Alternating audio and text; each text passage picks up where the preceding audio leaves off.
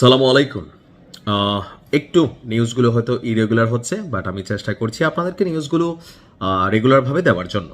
তো অনেকগুলো Facebook page, নাইমিলি two নামে একটা ফেসবুক পেজ আছে, বাবা তুরে সাবধান করতেছি, ঠিক প্রত্যেকটা ভিডিওতে একটা করে কপিরাইট স্ট্রাইক যাবে।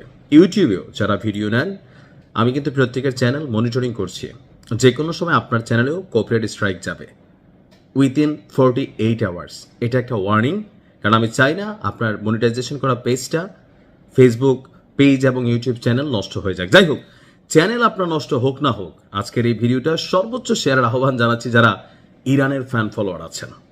একটা গোমট বাধা আবহাওয়া বা পরিবেশ আপনার ইরান এবং মার্কিন যুক্তরাষ্ট্রের মানে বর্তমান সিচুয়েশনটা আমার কাছে মনে হচ্ছে। কারণ আপনি দেখেন যে এই মুহূর্তে ইরানের বিপরীতে মার্কিন যুক্তরাষ্ট্র বড়সড় একটা প্ল্যান করছে, তবে ইরানও ঝুঁকেঙ্গান হি সালা স্টাইলে আছেন।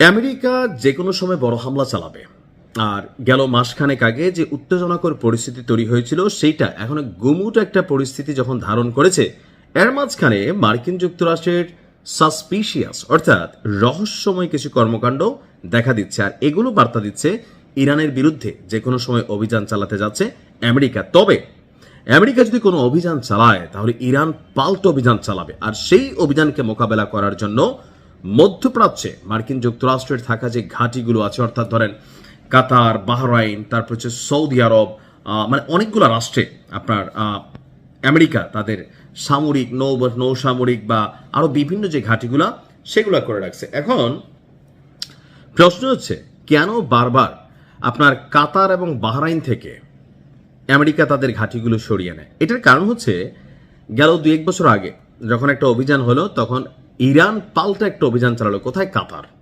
যেখানে মার্কিন সামরিক ঘাঁটি ছিল, বিশাল বিমান নৌবহর, আপনার হচ্ছে এয়ার হ্যাঙ্গার, ঠিক আছে, অনেক কিছু ছিল। তো এবারও মধ্যপ্রাচ্যে যুদ্ধের সম্ভাব্য শঙ্কার আশঙ্কায় কাতার এবং বাহরাইনের প্রধান সামরিক ঘাঁটিগুলো থেকে শত শত মার্কিন যুক্তরাষ্ট্রের সেনাদেরকে সরিয়ে নিচ্ছে যুক্তরাষ্ট্র।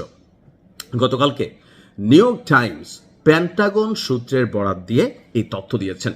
প্রতিবেদনটি বলছে, কাতারের আল উদেইদ বিমান ঘাঁটি থেকে কয়েকশো সেনা প্রত্যাহার করা হয়েছে প্রথম ধাপে, এটা চলমান থাকবে। এছাড়া মার্কিন নৌবাহিনীর 5ম ফ্লিট, এটা বাহরাইনে অবস্থিত, সেখান থেকেও বাহিনী সরিয়ে নেওয়ার খবর পাওয়া গেছে। তবে ইরাক, সিরিয়া, কুয়েত, সৌদি আরব, জর্ডান এবং সংযুক্ত আরব আমিরাতে মার্কিন সেনারা এখনো অবস্থান করবে। এখন এটারও কারণ আছে, কারণ অতীতে আমেরিকা যখন অভিযান চালাইছিল তখন তারা তাদের কাতার এবং বাহরাইনের যে ঘাঁটি, বাহরাইনে মার্কিন যুক্তরাষ্ট্রের বিশাল নৌবহর একটা আছে, তো সেখানে আপনার কি বলা হয় যে আপনার বিমানবাহী যে রণতরীগুলা, ওইরকম অনেক ধরনের কানেক্টিভিটি আছে। তো যার কারণে এর আগে ইরান এই 2টা অঞ্চলকে টার্গেট করছে, অন্য জায়গা থেকে আসলে এরকম ঘটনা ঘটে। ইরানের উপর সম্ভাব্য মার্কিন হামলার পরিকল্পনা হিসাবেই আপনার পাল্টা পদক্ষেপ হিসেবে ইরান যদি কোনো অভিযান চালায়, সেটার সতর্কতামূলক ব্যবস্থা হিসাবে এই পরিকল্পনা গ্রহণ করা হয়েছে। ধারণা করা হচ্ছে যে তেহরান পাল্টা অভিযান পরিচালনা করার জন্য তারা তাদের সর্বোচ্চ শক্তি প্রস্তুত করেছে। এখন জাতিসংঘে ইরানের মহাসচিব তিনি একটা সতর্ক বার্তা পাঠিয়েছেন মার্কিন যুক্তরাষ্ট্রের বিরুদ্ধে, যে যদি ইরান আক্রান্ত হয় তবে এই অঞ্চলে শত্রু বাহিনীর সকল ঘাঁটি, স্থাপনা এবং সম্পদ ইরান তাদের বৈধ লক্ষ্য হিসাবেই চিহ্নিত করবে, অর্থাৎ ইরান ঝুঁকবে না। আমরাও চাই না ইরান ঝুঁকুক, খেলা জমুক। ভালো থাকুন, আসসালামু আলাইকুম।